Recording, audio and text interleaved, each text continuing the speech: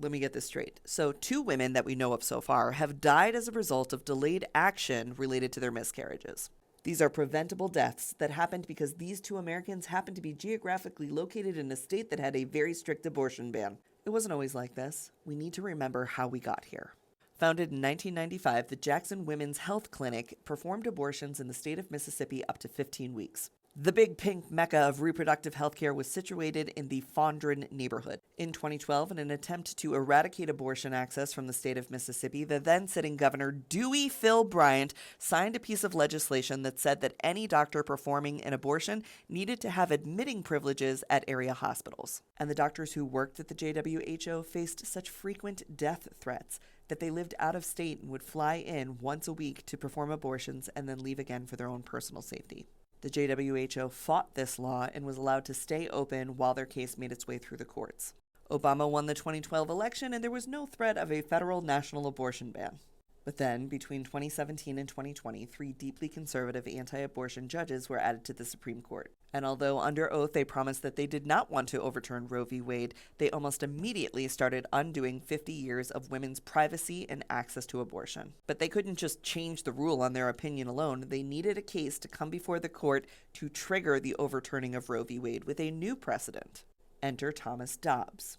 Thomas Dobbs was the health officer for the state of Mississippi, and he sued the Jackson Women's Health Organization, argued that there was no state or constitutional right to abortion access. He started this argument in 2018, and by June of 2022, the U.S. Supreme Court had overturned Roe v. Wade and revoked the constitutional right to abortion. And the Jackson Women's Health Organization was shuttered permanently on July 6th.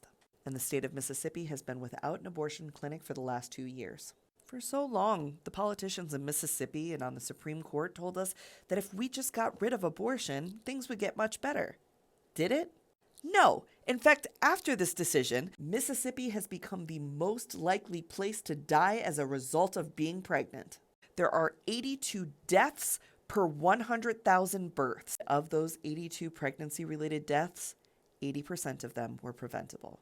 Roe v. Wade protected a woman's right to privacy, bodily autonomy, to have a healthy pregnancy, and to, yes, have mandatory abortion care when needed. Got rid of Roe v. Wade. I was able to do it, and I was very honored to do it. Do you believe in punishment for abortion? Yes or no, as a principle? The answer is that there has to be some form of punishment. Pregnant women who want to carry a pregnancy to term, suffering from a miscarriage, being denied care in an emergency room because the healthcare providers are afraid they might go to jail, and she's bleeding out in a car in the parking lot. She didn't want that.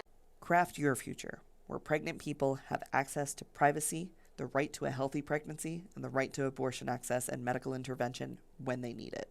Or choose a world where pregnant people, who need to end an often very wanted pregnancy, could be jailed, could have their partners jailed, their doctors jailed, fined, punished, lose their ability to conceive in the future, or increasingly face death simply as a result of being pregnant.